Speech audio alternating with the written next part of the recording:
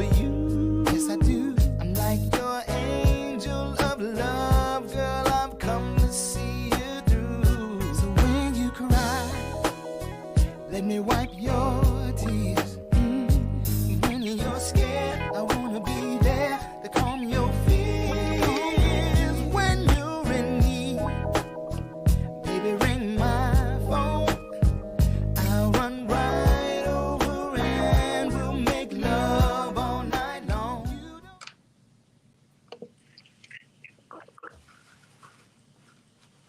Okay. You are on mute, Sean. You're still on mute. Yeah, I am now. Okay, I'm good now, right? Yep. That lets the people know I care about them, Simeon. You know, I ain't trying to just, bully my voice all over them. Y'all doing all right, man? Yes, sir. Doing wonderful. Doing wonderful. I'm sorry, I'm a little distracted because I'm doing what we all should be doing, which is sending the show to our friends and family so they can join us if they're not Facebook users. Good to see you all's face. Simeon, so good to see your face. My favorite Phi Beta Sigma brother. Indeed. We are missing the great total gent on this evening. Mel is somewhere being great, doing great things. I heard that he ended up having something that he needed to take care of last minute. And Simeon, who's one of our favorites, thought it not robbery, as they say in the church house, to come in and kick it with us. Keep breaking out of scripture You're like here. a utility player, Simeon. We can call you. You can play any position.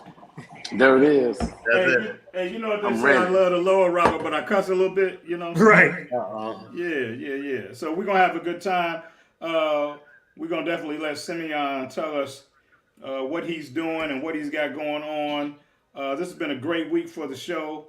I got a chance to spend time with Robert and Glenn and one of our producers over the weekend to celebrate Robert's birthday. And it just so happens, as much as I don't want to acknowledge it, it just so happens, Simeon, that it is the one Glenn Murray's birthday today. Oh. And while I did all I could to convince the production team to not treat it like anything special, I failed in my attempt. And so, Roger, kick it. I know what you're thinking. This isn't happy birthday. But this is more than just a happy birthday. This is a celebration. Today is Glenn Murray's birthday. So you have to do it a little different. You have to understand how far this man has come. I mean, think about it. He went from this to that. Although I think he had a little work done. If you look at the nose, you can kind of see it there a little bit. But hey, he's a superhero. He's more than a superhero. He has become what every brother appreciates and admires. A hard-working black man. Owns multiple businesses. Looks out for others. Uplifts them. Has a passion for wine. Well, really, he's got two passions. The other passion, well, himself. I mean, look at this. Every time I turn around, I see a picture of this brother. He's been hanging around Robert Hazard way too long. But tonight, we have a special guest coming in the house today to celebrate his birthday. Mr. Robert Stokes. That's right. Glenn Murray's dad is in the house, and we're here to celebrate him as well, thanking him for all that he's done for this young man. Ladies and gentlemen, welcome to the cave, Mr. Robert Stokes.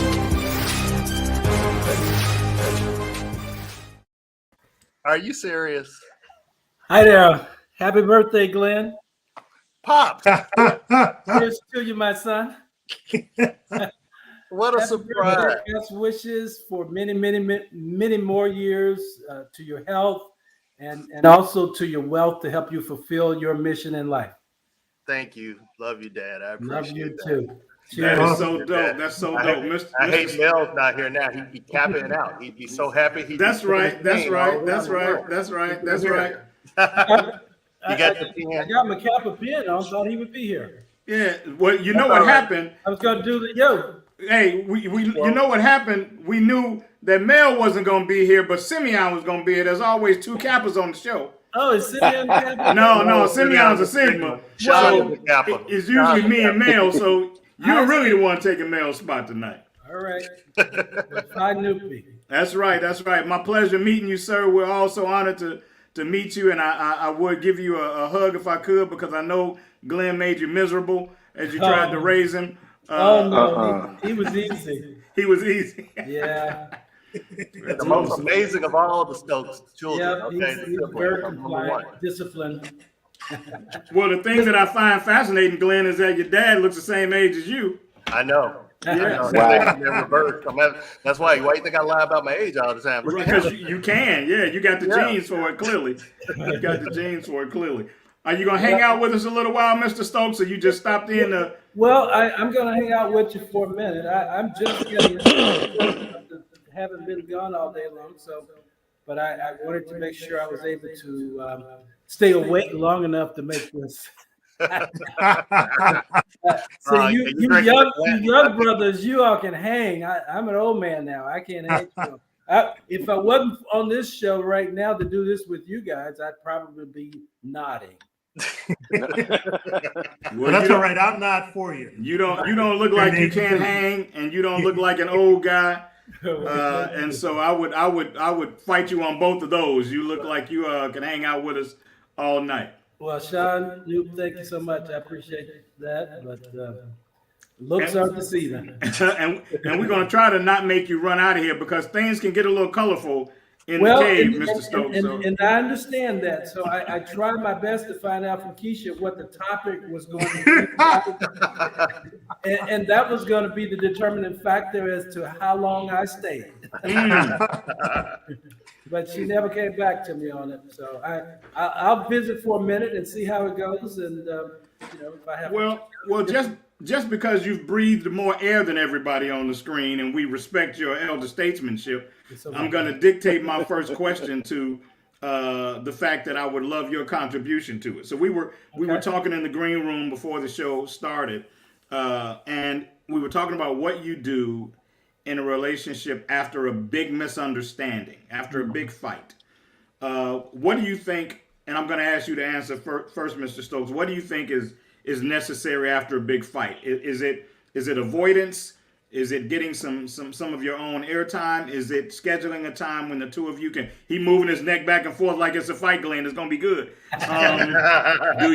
Do you think that you guys should schedule a time where you come back and discuss what happened, when emotions aren't running high and that kind of thing? What do you think is the first move you make after a really big fight with your mate? So this is a partner. Yes, sir. Okay. So if it's a partner, yeah, so you need to have enough conversation to get back into the bed. Hallelujah! And this is an adult show, right? Yeah, it's an adult show, and I think everything is always all right once you get to the bed, Mr. Stokes. Yeah, absolutely. But you go ahead and if finish. it's not, it gets worked out right there. Worked out is a proper phrase too. I would use that phrase too. Mr. Stokes, it gets worked out in the bed. But and the next day, all of that is now, gone, settled down a bit, and you start all over again. And you feel better about each other. Yes. But is your judgment clouded? Depends on how big the argument was.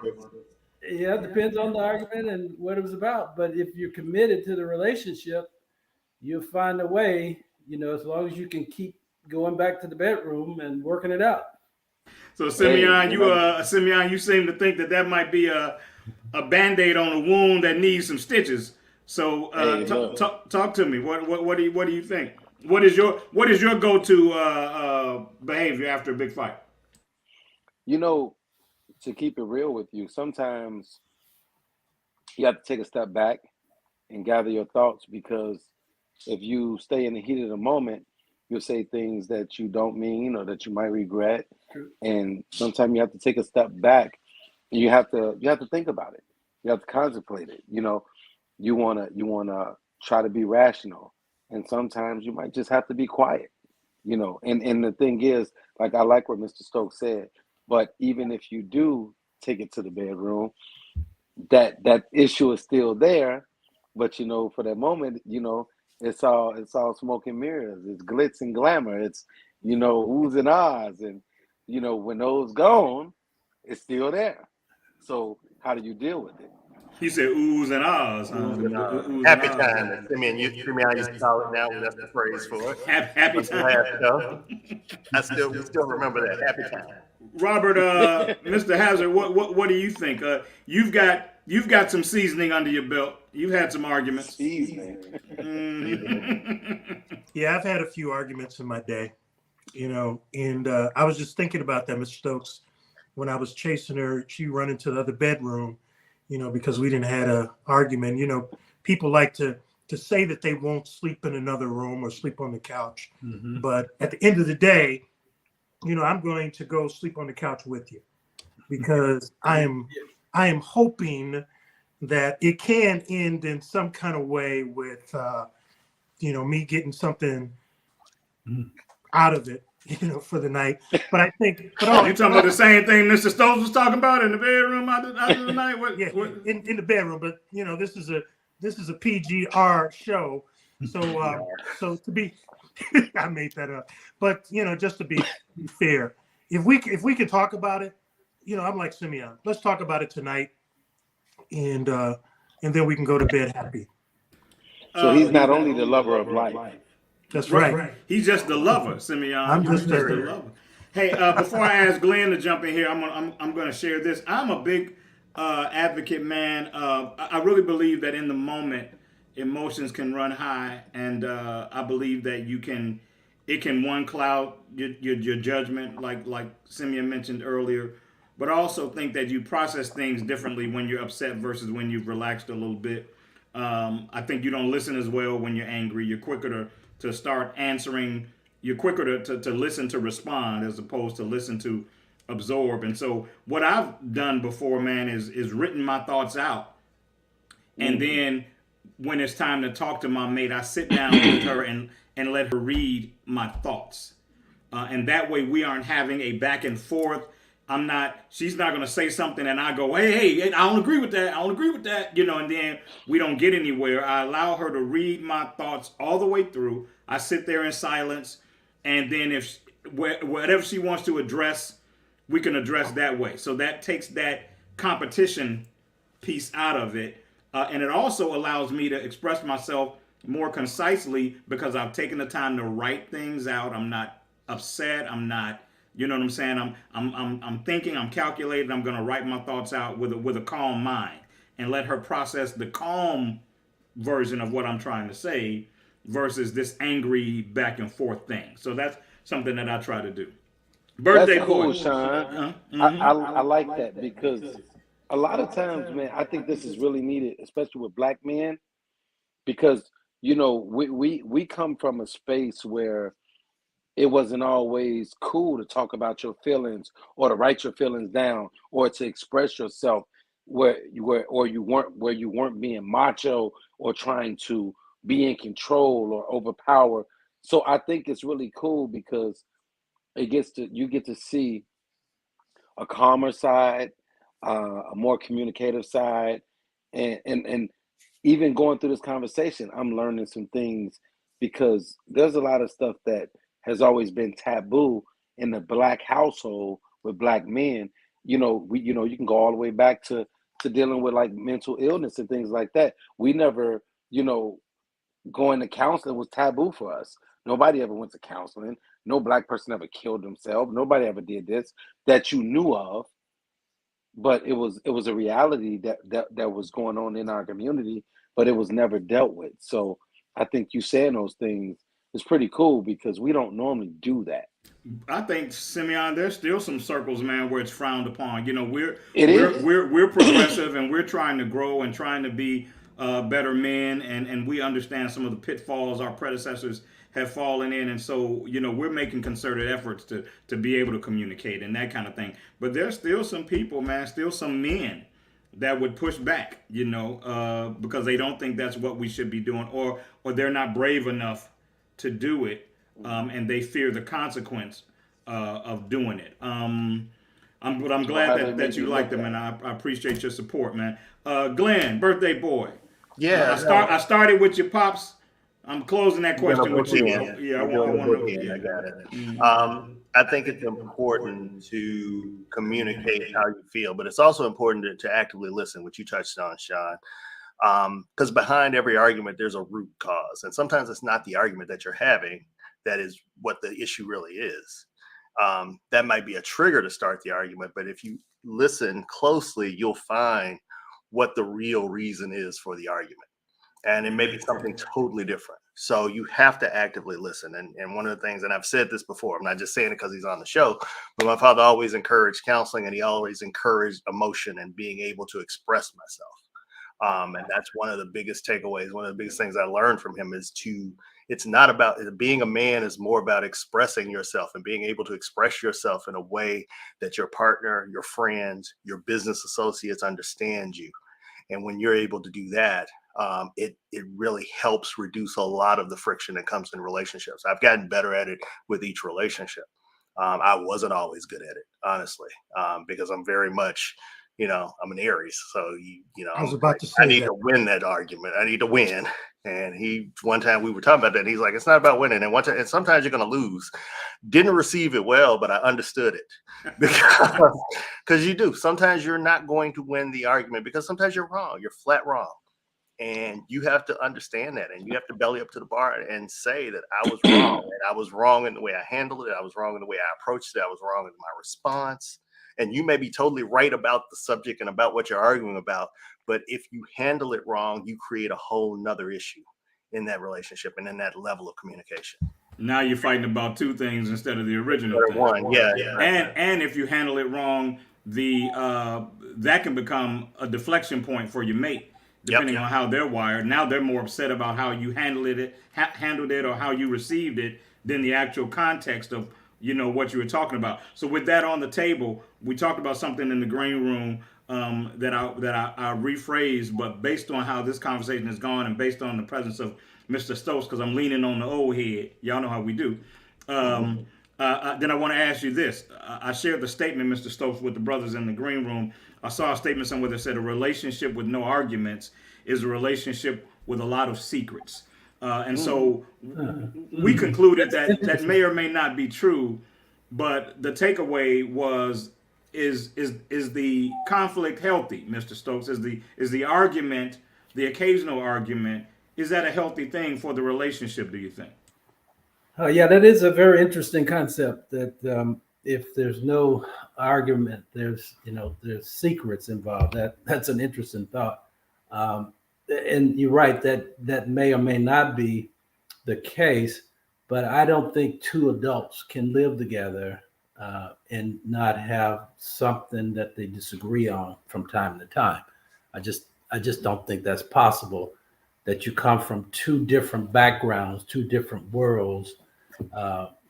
Your parents, my parents, her parents, and the way they ran their household, and people will argue about whether you turn the toilet paper up or down, and it's just, I don't think it's possible to not have some disagreements, but what's important is how you handle that disagreement, and to be true and honest about the issue, and as Glenn was saying, and not be concerned about winning the argument, because winning the argument loses sight of the true issue that you're debating. Yeah, you should be looking to grow from the conflict, Exactly. as opposed to be able to say you won the argument or didn't win the argument. Let me ask you this, Mr. Stokes. Do you think then it's possible to have disagreements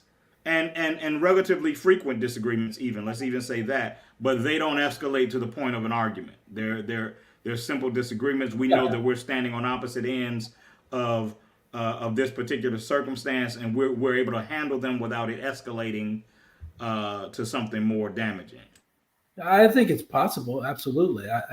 But on the other hand, I think if you don't, do the learning, as you said, when there's this disagreement, there's two different points of view. There's some learning for someone or both people, perhaps in the discussion. And if you don't ever get to that point where, okay, I I see your side of this story. I still may not agree with it, but I at least see and understand it. Then that's progress, and you can live with that. I 100% agree with that. I think I'm digressing a bit, but I think that the world would be a little better even if we could look at some recent stuff in the news Right. and respect other people's positions on it. I hate to say it, I'm just gonna go ahead and say it. I have seen friendships and family ships strained and lost over Will Smith and Chris Rock, and I think it's Yeah. the most ridiculous thing in It the world. is. I may disagree with your take on it, but Right. it's not so serious Yeah. that I can't talk to you, Mr. Stokes, or we, you know what I'm saying? Like, and I've seen damage. I mean, I know people personally whose families have been fractured over their position Well, on that particular thing. that's really unfortunate. Yeah, yeah. It's an unfortunate reality of how frail we can be. Glenn, I want your take on it. This time, I'm not going to full circle you with your dad. I'm gonna let you go right behind him because you should have been following him your whole life anyway. But I want to know what you think about the arguments, man. Do you think you're muted, Glenn? But do you think the argument piece is a healthy thing? What do you think about that? I think it's the disagreement piece is healthy because you're not going to agree with everybody because of your backgrounds, because of your past relationships. You know, people talk about baggage. You bring something with you from every relationship, good or bad. I would hope that it's good, but there's some triggers and it's bad. Some things will trigger you and make you remember something that happened in a past relationship, and you got to learn to deal with that, and how you handle that really dictates how this relationship goes forward. You need to be able to see that person for who they are, not for what happened before, for what they just said that made you remember something a whole different person said. So I think it's healthy to have disagreements. I think it's healthy to talk through your disagreements, though. It doesn't have to turn into a shouting match. It doesn't have to turn into anything adversarial to have disagreements. And like I said, like Dad said, some of the disagreements are simple, you know. And they might be about something else, depending on what's building or what you guys are going through or what you're dealing with. Transverse aggression is a real thing, and so it could be something else. Simeon, I know you're a married brother, and I find you to be a really kind spirit, and so I'm curious about what you would say, man, when it comes to the argument piece or the disagreement piece. Is there a healthy component to that? All of that whole thing, man, based on your experience and as a younger brother, I'm curious as to what you think. Well, you know, I'll say this: I'm growing. I'm growing, and I'm learning that there are teachable moments. And what I had to learn how to do, and I'm still learning how to do, is I'm learning how to find those teachable moments and how to respond to them. Because I think that's been my biggest problem. I mean, as a motivational speaker and an author and a mentor and a life coach, it's always easy for me to talk to other people and listen to other people. But then when I'm put in that situation, I have to learn how to chew on those words and take a step back and take those teachable moments and learn how to grow from them. And it's always harder when you're put in that position. Like when I'm acting, easier for me to it's easier for me to give directions when I'm not acting than it is for me to take those same directions for myself because I'm not on the outside looking in at myself. But when I'm on the outside looking in, I can always give better feedback. But then when the mirror is turned around, now what are we doing? And I think I'm in that position right now is I'm trying to learn how to take those teachable moments and how to convey the right message and how to respond because I'm trying to be better at responding. And I think it's one of those things. It's an ongoing process.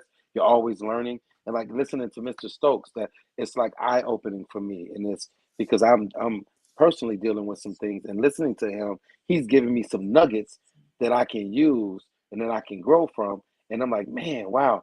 So now it's not only helping me in my personal life, it's going to help me even more as a speaker and an educator and a motivator as well. So I think just being willing to learn and not being stubborn and being humble and being able to take those teachable moments and learn from them, I think that's what's going to help us get to where we need to be. And like I said, when I'm talking to you, first I'm looking in the mirror. And like in the scripture it says he'll get it through you to get it to you. And I had to learn that a lot of the stuff that he's pushing through me is for me. It's not just for the people that's getting it. It's for me as well. And that's why I tell people all the time, the motivator needs to be motivated, right?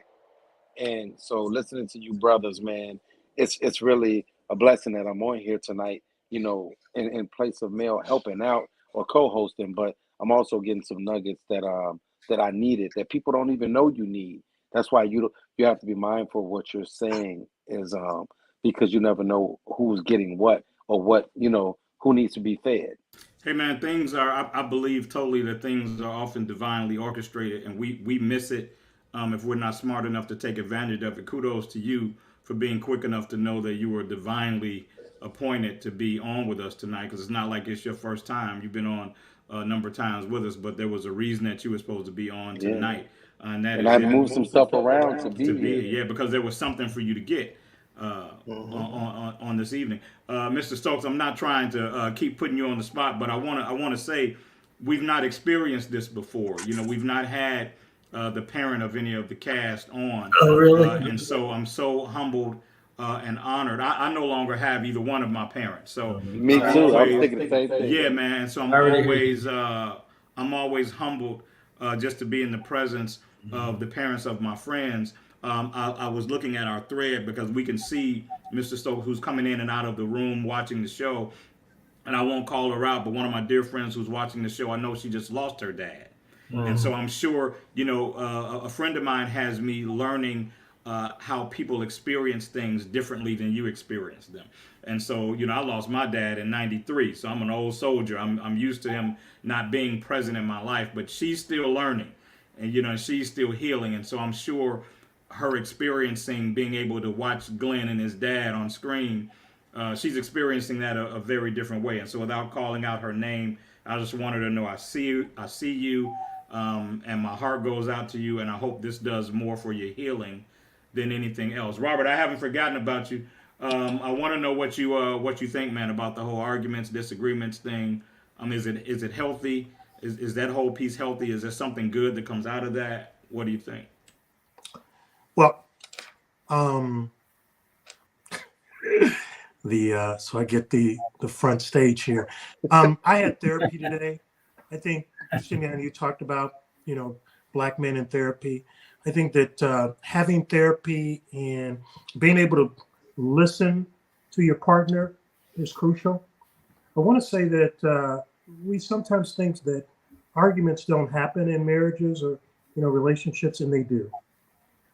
It's been said though that some people have spoken about they've had an zero argument marriage, which probably goes back to what you were saying, Sean. As men, typically, and I'm speaking for Black men, there's an ego thing that goes on. So ego doesn't always allow us to be able to listen. So that whole act of listening is key. But if you can let yourself be wrong and let the other person be right, your mate in that particular piece, I think everything works out better. I agree. I agree. And Simeon, before you say what you want to say, I just want you to know we drink every week, Doc. You ain't got to be bashful about that bottle you just grabbed. He was all slick with it. Mr. Stokes, you see him? He was casual with it. He reached back like he didn't want anybody to see it. I'm like, hey, man, I poured mine right before we started, and I know I saw Mr. Stokes take a sip of something. So, Is that your blend, Dad? Is that your blend that you're drinking? No, it's not black. No, this is Scotch. Yeah. Oh, okay. Oh. But, hey, Mr. Stokes, I just thought I'd let Simeon relax and let him know it was okay to pour his drink, before he shared what he was going to share. Okay. So come on, brother. If I could, I'd like to just acknowledge Simeon's vulnerability is admirable, and I think we all should be encouraged to be more vulnerable. He made some comments that showed some vulnerability, and that's huge. So I really think we're missing out, Mr. Stokes. We're missing out on our ability to do that and engage with our mates in that way. I think that we suffer from that, because the whole history of the man, particularly the man that looks like us, Right. being one that can't communicate and can't open up and all of that. It's Right. never done us any good, Mr. Stokes. We've Never. never gotten any good fruit from it. Never. But we It hold never on will. to it. Right. It But never- we hold on to it like some badge of honor or rite of passage. Exactly. And we lose our women. You know, Exactly. because they can't Yes, talk to us, yes. or they can't confide in us. You Right. know, they can't trust us with their vulnerable spaces because Right. we haven't let go of that macho stuff Right. and It's decided ego. there's something more important. It's ego, Robert. You're It's absolutely ego. right. Yeah. So Yeah, come on, and- Simeon. I know you were getting ready to say something. I don't want you to lose your thought. Oh no, no, man. I'm eating this up. I'm eating this up. I'm taking it all in. That is so key because I think we've all been guilty of it. Not being able to just take a step back and hold our tongue and feeling like I'm the man. I have to say this or I have to say that or you can't talk to me like that. And it's really not about that. It's about taking that humility and just taking a step back and just thinking before you react. Because if you got two bulls going head on, it's going to be a clash. It's clashing until somebody falls out. But if somebody can just take a step back and be patient and open the ear and just be a little more empathetic, I think we can get more accomplished. And I'm telling you right now, listening to you guys and just paying attention, it's eye opening because the only way to change the narrative in anything, whether it's a relationship, whether it's life with our kids, our spouse, is to be able to communicate. If you can't communicate, you can't change the narrative. And look at the biggest problems that we have in relationships. It's because of communication. There are so many barriers put up. There's so many roadblocks and obstacles because of communication. Yeah. And when we can break those barriers down and we can let our guard down and be vulnerable. And when I say vulnerable, I mean enough to just listen and absorb. It will come out a little easier, a little smoother, and you might understand it a little better. And not protecting Listening your is ego, a skill. Simeon, like Robert mentioned Yes. earlier, not protecting your Listening ego. is a skill. Right. Mr. Stokes, you're getting ready to say something. Yeah, I was just going to add, the vulnerability, and then something, when Glenn was speaking, I wanted to kind of end what he was saying when he was talking about the arguments and when you're doing it for winning and then you lose and you got to be, you got to be, show some vulnerability there. But I wanted to say you have to apologize when you realize you've been wrong. Mm-hmm. It's necessary to Amen. apologize Mm-hmm. when you realize you've been wrong. Now, sometimes we're wrong and we don't always realize it, so we go off and then, the ego protects us and we avoid the truth. What is this thing? What is this thing with men? What is this thing with us about not being able to say we're sorry or not being able to admit that we're wrong? Well, I can tell you what it is. I just can't tell you how to fix it. Well, and no, by the way, I can tell you how to fix it. I don't think it's unique to men. Not at all. It may be disproportionate because we sometimes approach the leadership position with a certain dysfunction, and sometimes that's not our fault because sometimes it's thrown in our lap in a way that we can't really execute it without dysfunction. But some of us embrace the dysfunction of it, and then it becomes a problem. Then you can never look weak. You can never. It's the same beast, Simeon, that'll have the man in the car not knowing where the hell he's going and drive around for 2 hours because he don't want his wife to know he's lost. It's that same lack of humility. You know what I'm saying? And that gets poured into us very early. Right. And so if you start to see that it's wrong, it takes you a while to deprogram yourself. Like you have to first look at it and then see that it's not right, and then you got to do the work, right? To because instinctive and knee jerk, you're gonna do what you would always do. So Glenn had the benefit of watching Mr. Stokes and being able to have a lead that he could follow. I did the same with my dad. My dad was very humble in his own way. He wasn't an emotional guy, but he did things that I know today's man could not do. My father would come home after working his 40 hours. He would give his check to my mother. He would take out enough to buy him some Canadian Club, and he would give the rest to my mother. He did all the hard work around the house in terms of cleaning and that kind of thing. The only thing my mother worked a full-time job just like he did. But anything outside that house he took care of. He watched the cars, he cleaned the house, he mopped the floors. He made me and my brother stand in the garage waiting for my mother every evening when she got home from work, so that when she pulled into the alley, the garage door was lifted and she never had to get out of her car. She pulled into that alley, she backed into the garage, and we pulled that door down every single day.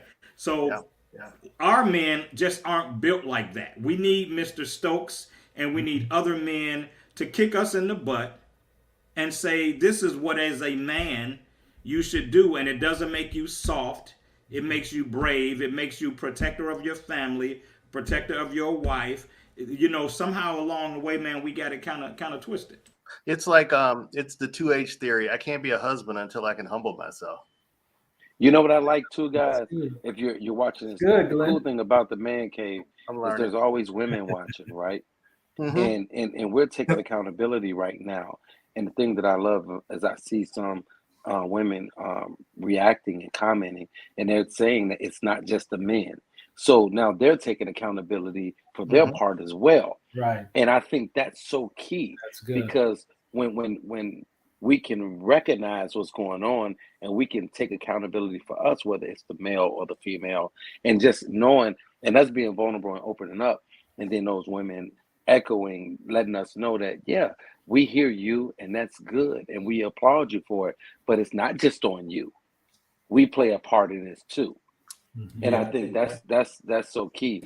That's the cool thing, Simeon. We really created this show, man, because we knew that men so rarely have a safe space that they can share and talk and be honest and open. Because we see oftentimes when men try to have their conversations, and then people will still tell them how to feel, even if it's in their own room and their own environment that they've created. Then people will come in and still try to tell them how they're supposed to feel. And so I applaud the ladies that have been watching us, man, for as much as 2 years, because they finally started to kick in and realize these guys have valid feelings, valid opinions, and it would do us better to kind of hear them out. We don't have to agree with them. We don't have to co-sign them, but we at least know what they're thinking. We at least know how they're feeling, and we're clearer about it. And so, man, the ladies that watch our show are so dope. Because we piss them off a whole lot of times, Mr. Stokes. We make them mad. Glenn and I started this show getting kicked out of Facebook groups. We've been called names. And from women that even come back the next week. They talk about us like a dog. One week come back the next week. They come back. Yeah, but the reality is we need the dialogue, man. We need the banter. And that's what's most important, because we learn. Keeping it real. Yeah, we learn from the banter. Hey, man, this is a good segue for the next thing I wanted to talk about. I know we haven't gotten to the juicy stuff. Don't y'all think I'm just being nice because Mr. Stokes is here? Well, I can check out, guys. If I need to go, I can go. You guys can go ahead. Nope, as long as you ain't gonna fall asleep, I want you here. I don't want to go one-on-one with Phi Beta. I want to outnumber him. But I saw you guys are familiar with Regina King, the actress. Simeon, I know you would be. She's in your industry. But you all know Regina King, beautiful sister. Last year she won her first Oscar, I think. Yes. But anyway, has lived her life publicly in a lot of ways. She has a special needs son. I think she lost him recently, didn't she? Yes. Yeah, he had some mental health issues or something. But from what we can tell, really, really sweet ladies. One of the ones that we champion in our culture. She said something this week, and I saw her get a lot of flack for it, even from black men. And I'm curious as to how the black women that are watching, women in general, but particularly the black women that are watching, feel about this statement. And I take that back. It wasn't Regina King. It was Tachina Arnold. Tachina Arnold. It was Tachina Arnold. Yeah, I'm sorry. It was Tachina Arnold. Yeah. Arnold. So she said, what can we, as black women, right, Pam, what can B2B, what can we as black women in America do to stop aiding the emasculation of black men in America? So first you have to believe that's a reality Mm-hmm. before you can even answer that question. So again, I'm going to read it, and then I want you guys to, Robert, I want to start with you on this one. What can we do? This is what she said. This is her words. What can we do as black women in America to stop aiding? Stop aiding, I think, is very important from her perspective. Stop aiding the emasculation of black men in America. Do you think that that's happening? And is there anything that sisters can do to counter that for us? Absolutely. I think that, we've talked about it before. Simeon mentioned it. We need our black women to support us. We need, our women to provide a safe space for us to in fact be vulnerable with them. And once we have those types of things, whether we have it, first of all, we need to have it in our household first, because if we have it in our household and we feel safe, we can be empowered to invite other men into the discussion and tell them about the things that we're learning, and we create and help them to be able to create a safe space within their homes. Because as we talked about in the show that we have today, is for men to come together and be able to talk about some things that we can't talk about, among, or you used to not be able to talk about among women. But now we can do that. So I think that that's the first key. So let me make sure that I clear it up for you. Safe space in our household with our partners so that we can be vulnerable and we can work together to accomplish something. And then we take it outside of our household, whether it be through mentoring or something else. And then that's where we move forward. Yeah. I think that's great. I think that's great. That's the whole thing about, guys, Sean and everybody, so many times it's always been a kind of a taboo, or people say, don't be selfish. You're being selfish. Well, the problem is this, or the thing is this: if you can't love self, if you can't help self, if you can't do for self, if you can't motivate self, how can you do it for someone else? So it has to start with self. I think what's happened, Self-love. Simeon, is that the word selfish has become an unhealthy thing. It's used in an unhealthy way. It's gotten a bad rap. It's been Exactly. labeled a certain way. When in actuality, there's some healthy ways to be selfish. Yeah, that's what I'm saying. When after you do the role that lands you the Oscar and you got more money than you can count, and all these people that friends and family, are pulling at you, talking about, Simeon, do this for me, Simeon, do that for me, you gonna have to be selfish to not try to please them all and not try to lose yourself in making them happy. So that's the thing. Selfishness doesn't have to be unhealthy. Self-indulgence doesn't Right. have to be unhealthy, but we can weaponize it because of the frailty we have as humans. Glenn, do you think that there's an emasculation thing going on in America for black men specifically, and do you think black women can help it? Yeah, I think part of it is, and for all the good that has come out of it, I think social media has become a dumping ground. There's so much garbage until you have to sift through the garbage, and some women, not all women, but some women use that as their grievance board. And the problem with social media is it's easy to find an amen corner.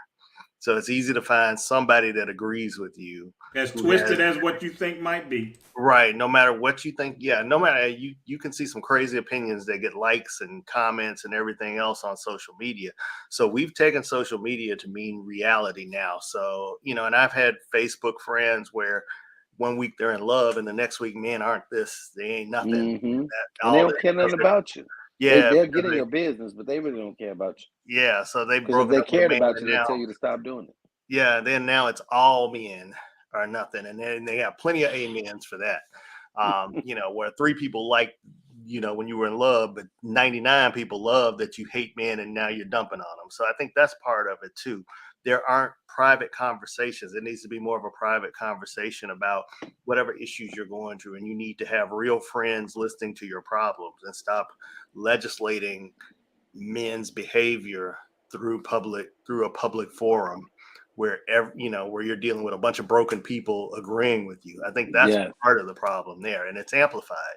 So if it's not a blanket emasculation of men. There's a subset of it, and it's happening every day because this is what we're fed in our timeline. This is what we're fed in the posts. This is what we're fed from our friends or from people who aren't even our friends, people that we're connected to on Facebook. Yeah. But you Those are start our friends? into that. And all they need is the co-signature of the person next to them, so Right. that they can get the co-signature of the person next to them.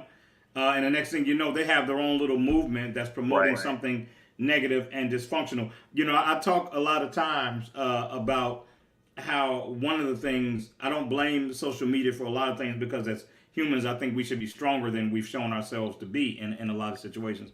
But I do think that social media has created such a self-empowerment culture that people feel like they can do no wrong. And if they do, There's a certain bravery with sitting behind a computer and punching out, cursing out somebody or talking about somebody or spewing hate, spewing racism, spewing all kinds of stuff. So there's a lot of bravery behind the screen.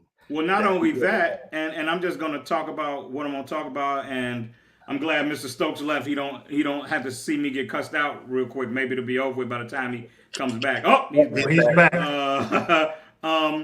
The recent Lizzo thing. Mm-hmm.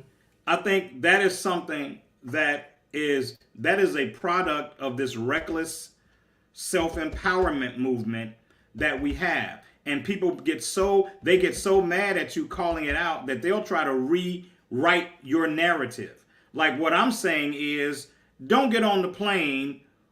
Can I cuss, Mr. Stokes? Don't get on the plane with your whole wide ass out for everyone to see. And what people will say is, no, you just don't want to see her ass because it ain't skinny. No, I don't want to see your naked ass getting on a plane. I'm not a fan. But why is that necessary? That's the whole thing. Why is it necessary? Why?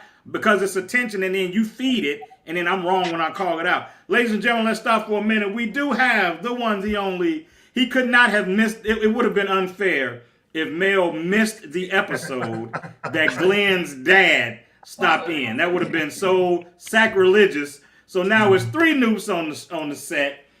Simeon, you're outnumbered. I hope you don't want to. If you grab your cane, there's still 3 other canes. You're outnumbered. It's all good. Robert, don't nobody care about 1906. Rob, Yeah, I just had to hop on for a second. I'm at the Annoyance Theater on the north side of Chicago. I had a show, but yo, to the noobs, Glenn's dad knew you were going to be on here, so good to see you. And Glenn, happy birthday, man. Thank you, bro. Happy birthday. So I wanted to hop on and say hi to everybody in our viewing audience. I will be back on next week. And Simeon, thanks for filling in for me. I'm Sean, Rob. I'm sure y'all always hold it down as usual. So, yeah, I don't even know what y'all talking about, but I'm sure it's great, and I'm going to watch the show. Awesome. Good seeing you, bro. Break the leg. Man, Break the leg. handle your The business. show's over with. I already broke both the legs. Oh, okay, good. Oh, good. Look like you broke that big nose. Y'all can go ahead. I'm out of that. I ain't. Look. Hey, man. So, yeah, that's my whole thing, man. And so the criticizing crowd will try to make your issue about her size. And that's not what this issue is about. This is about you carrying yourself in a certain way. And that's not cool, for you to get on a plane, with your ass out. It's just it's uncalled for, man. It makes it's an attention seeker. But here's the thing. The problem is that people give it the attention. Yeah. And it's just sometimes, man, enough is enough. It's like, come on, man. You don't have to do all of that. Hey, man, every time I'm walking down the street, I'm driving Simeon, and I see a grown man with a beard, and I can see his underwear or his belt. His belt is underneath his booty. I go, somebody like that. Somebody, some female No, for real. told him that was cute, and that's why he has continued to do it. Like he would only do it if somebody hadn't told him that they liked it. Mm-hmm. Or if somebody told him he was a fool for doing that, he wouldn't be so quick to do it. But somebody told him that it was cute, and he decided he was going to do it again. Same with Lizzo. They said, girl, you big, love your body. Woo, woo, woo, woo, woo. Go ahead, put your ass out when you get on the plane. Those two things don't have. Don't let anybody body shame. Right. That ain't body shaming. That's you being respectful to other people. Nobody want to see your Okay. Here's the thing. So you talking about body shaming, right? So is it okay for us to walk with our stuff hanging out? You know it's not. You already know, Simeon. So how you can walk with a thong on when you know your cheeks out? What's the difference? And that's the same way I feel about the way they're dragging Cam right now because of the comments that he made. First of all, Cam Newton. First of all, I ain't have a problem with the. He basically said that to him, a real woman. I'm cussing again, Mr. Stokes. So I apologize. He basically said that a real woman to him wasn't somebody running around talking about they were a bad bitch. That's not a real woman. You know, I got this, I got that. He said to him, that's not. He said a real woman is somebody who got her own stuff, but knows how to cater to her man and knows when to be quiet. And they thought that this was this huge sexist comment. And I was like, if a man was talking about catering to his woman, you wouldn't have anything to say. If the roles were reversed, there's a time for everybody to shut up. It don't matter whether you're a man or a woman. And so if it hadn't been a man talking about a woman being quiet, you wouldn't have had a problem with it. If she was saying, I need a man that knows when to lead, but also knows when to be silent and let me lead, and they'd have been like, everybody would have been clapping and celebrating. But because it was a man saying that, it became this big issue. Sean, Jack Nicholson said it best. You can't handle the truth. Here's the other thing I hate, man. I watched, preparing for the show, I watched a couple of interviews on the Cam comment. What I see is people that don't look like us unpacking this. And I'm just going to be real. He said it on a podcast called $1 Million Worth of Game. Something like that's the name of the podcast. That tells you right there it's us. Right? That's our culture. I'm going to put you up on game. $1 million worth of game. So why are two white dudes who have no connection to our culture spending 20 minutes unpacking what Cam said and dragging it? When people that look like you and I will hear it and hear something very different. That's the liberty that they take that annoys me. There is a part of this world, man, that is culturally specific. And if you step into that space, you're oftentimes ill-equipped because you don't know everything that's a part of it. But everybody's going to have an opinion. I mean, there were women that came out very much and I know we didn't talk about this last week, and I didn't mean to bring it up, but it just kind of happened. Yeah, you did. There were people defending Will Smith, like, oh, that's how you defend your woman. That's what you should do. It felt good to see him get up on a stage in front of millions of people, the biggest audience you're going to be in front of all year. Global. Slap and assault another man. Well, here's the thing that I think is important. Here's the thing that I think is important, and that's why I said what I said earlier. Everybody, and you said it yourself, everybody has a right to their opinion. And so everybody unpacks that thing differently. Right. And so what we have to do is allow everybody to unpack it the way you unpack it. Now, what I don't like is when people become what I call the opinion bully. The opinion bully. Now, my opinion is different than yours, so you think you can drag me or come for me or attack me or challenge me, and I'm not going to have that. But the reality is, I respect that you see it through a different lens, and I see it through a different lens. Right. Now, maybe in a year, I'll see it through a similar lens to you, or you might see it through a similar lens to me. Right, and social media doesn't breed for respectful disagreement. Yeah, it breeds for I'm in my echo chamber, and I'm going to argue about what I believe, and I don't care what you believe. And politics is like this too.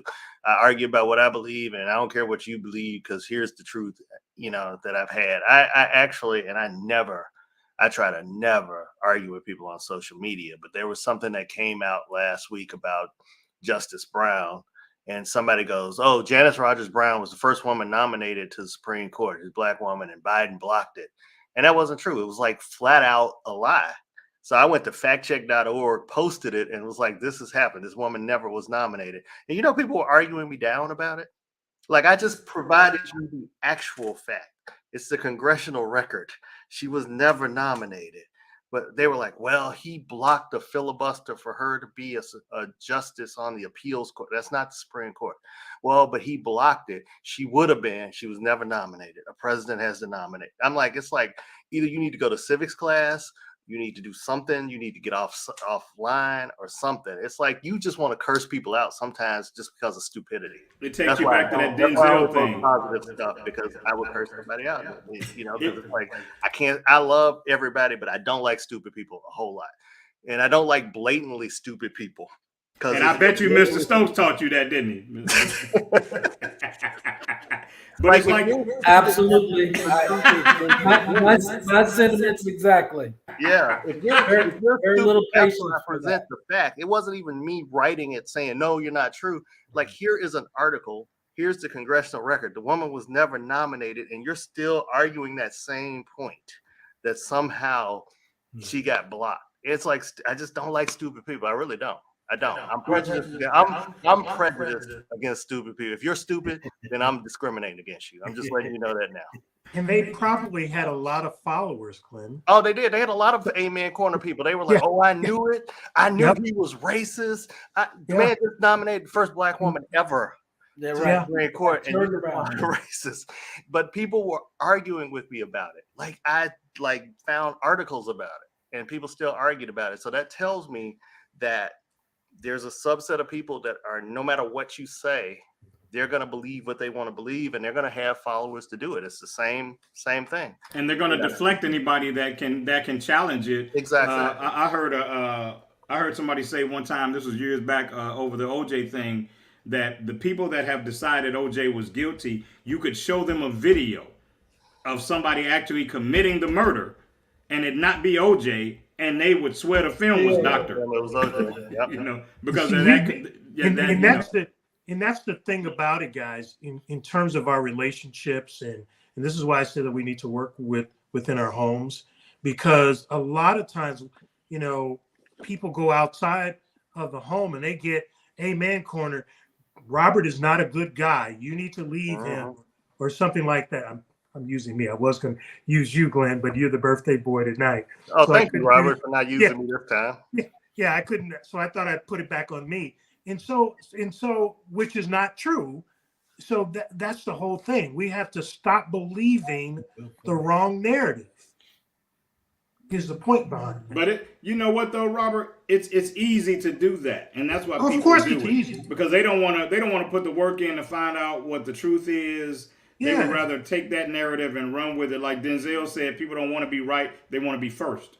So they don't care if they have the wrong information. They just want to be the first ones to put it out there and be able to hang their hat on the fact that you got the information from them.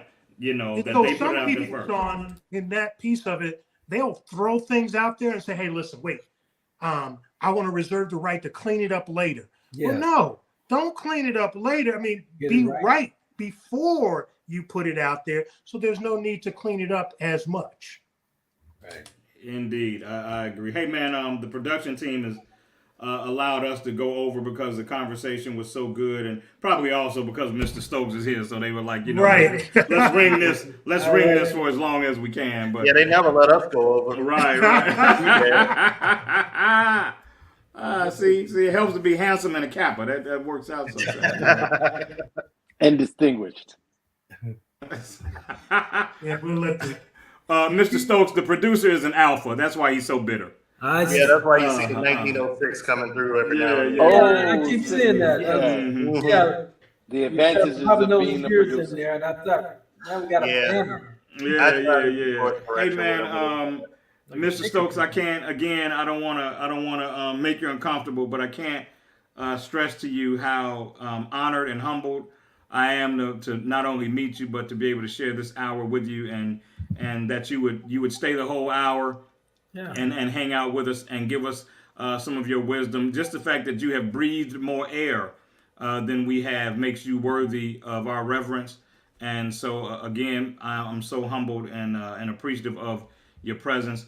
I want to celebrate both of the birthday boys before we get out of here, because even though today is Glenn's birthday, I had the pleasure of celebrating Robert's actual birthday with him over the weekend. He and Glenn and I and some other people enjoyed a really nice brunch out in Oak Brook. We had a had a great time, and then we closed the bar out afterwards. And luckily everybody drove home and made it home safely. But that was a great time as well. Simeon, real quick, is there anything you're doing, man, that you want the viewing audience to know that you can share? Any place you're gonna be popping up on our television or anything like that? So yes, two things really quick. Mm-hmm. Here we go. Two things really quick. My new book is out. It's called The Challenge. Nice. And it's just one of those. It's a 30-day challenge. Refocusing on and committing to your purpose and your goals, and just resurface my book through the eyes of a man. And the audio book will be coming out.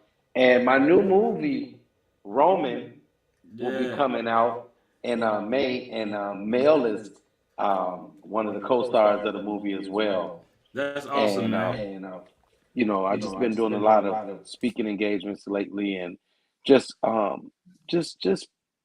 purposing, man, to walk in my purpose and just do things better, be a better person, man, and just really help affect change in the community. And I'll be getting ready for my 3rd annual scholarship golf outing in my mother's name. And this year is going to be in honor of one of my old students who got murdered a couple months ago, Jacoby Lard. So shout out to his mom. But I was fortunate enough to finally start my 501c3. And I just really want to continue to make a difference in this world, man. And I know we can't get everybody, but that doesn't mean we can't continue to try and strive to get everybody and just do everything we can in our power to make a difference. Because like I said before, when it comes to changing the narrative, our voices matter. What we've been through matter. All these brothers on here, and even Mr. Stokes, we've learned so much from, having a dad like you and mentors like you, and then what you guys are doing. And Raj, I appreciate you guys so much, and Mel. So I just want to let you guys know I'm always here for you guys. And please continue to support what we're doing, because it's not about us, it's about the people. And I thank you guys for this platform and always making me feel like I'm at home. You guys know I have my own show, but I love being on your show. Man, you guys gonna have you to are at home, carve man. in a little segment for me somewhere. You are at home, man. I think that you're doing what you have to do, man. You can't make the kind of changes that you're talking about if you're not willing to start. And you've done that, and so we're proud of you, man. I don't think I ever told you, man, but we have a friend in common, like a brother to me. Kelvin McGlynn knows you. Oh wow! Yeah, that's my brother, man.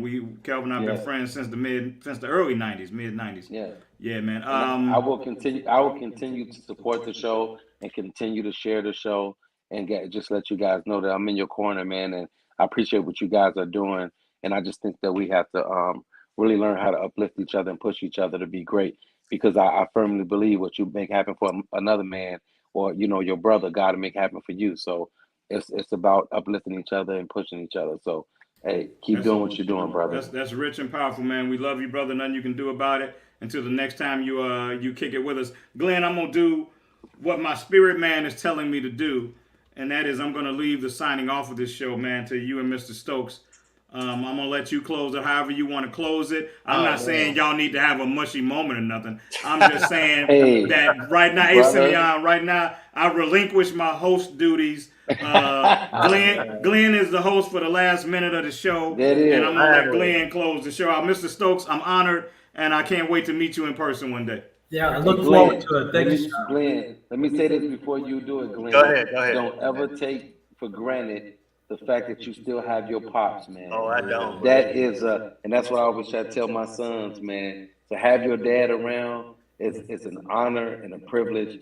And remember, that's what we get, where we're at now. We got it from him, and he started it for us. So absolutely. And if you ever make him real mad, I'm gonna roll down on him and take your spot. Because I don't have a father right now, so I'm going to roll down, be Mr. Stokes. Yeah, nobody on this screen, Glenn. You're the only one with a dad. So you act out. We're going to all roll down on Mr. Stokes and be like, hey, I know this ain't what you bargained for, but you got 3 new sons, partner. He can't make me that man. Hey, I'm an Aries, too. So there's similarities there. All right. All right, so I get to close it out. So I definitely want to, Simeon, thank you always, brother. We appreciate you for jumping in, pinch hitting. You are a utility player. Wherever we need you, you just there, ready to go. Dad, this was a surprise. I did not know this was gonna happen. So everybody, I was totally surprised. I knew Raj was gonna do something crazy with the intro, but I had no idea you were coming on. I didn't even think you watched the show. I think you stayed up late enough to watch the show. Yeah, that's true. Normally I don't. Yeah, that's why I was like, yeah, I watch the show. It doesn't matter. But I just Special night though. It's your birthday. All right. Well, thank you. I appreciate that. So I just want to say thank you personally. You know, I talk a lot about Aries season and I get all in my feelings about Aries season early on, but the week of Aries season, I don't really talk about it. And, you know, for so many reasons, like, you know, April 11th is the 6th anniversary of me losing my mother. But one of the most important things that happened during that time was within 24 hours, my dad was on a plane and he was here and was by my side through the funeral, through everything else we were doing. I've learned so much about being a man from your humility and from you humbling yourself about your situation and talking through to me over the last 30 years. And I can't tell you how much I appreciate that, because I'm a better man because you became a better man. So I love you and I thank you for that. And thank you all for joining us tonight. Love you too. Love you too, son. Take care. All right. All right. Good night. Can't out at home for COVID? Join us, Indie TV, where you will see the talk shows, movies, drama, action, and comedy. Be the first and see it first. Sign up now for free at Indie TV.